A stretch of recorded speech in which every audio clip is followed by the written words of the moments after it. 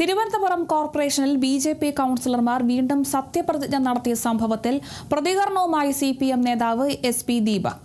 ജനങ്ങളെ അറിയിച്ചുകൊണ്ട് സത്യപ്രതിജ്ഞ ചെയ്യുക എന്ന സാമാന്യ മര്യാദ പോലും പാലിക്കാതെയാണ് സത്യപ്രതിജ്ഞ നടത്തിയതെന്നും ജനാധിപത്യ സംവിധാനത്തെ തന്നെ തകർക്കുന്ന രീതിയിലുള്ള നടപടികളാണ് ബി.ജെ.പിയുടെ ഭാഗത്തു നിന്നുണ്ടായതെന്നും വിഷയത്തിൽ മുനിസിപ്പൽ സെക്രട്ടറിക്ക് പരാതി നൽകിയിട്ടുണ്ടെന്നും ദീപക് പറഞ്ഞു.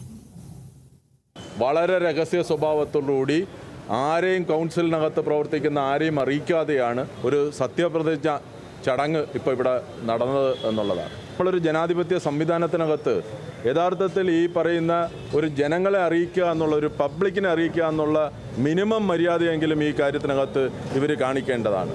യഥാർത്ഥത്തിൽ ഈ മേയർ ചെയ്യേണ്ടതെന്ന് പറഞ്ഞാൽ ഇപ്പോൾ വിയ്യൂർ ജയിലിനകത്താണ് ഈ പറയുന്ന സൂതൻ കിടക്കുന്നത്.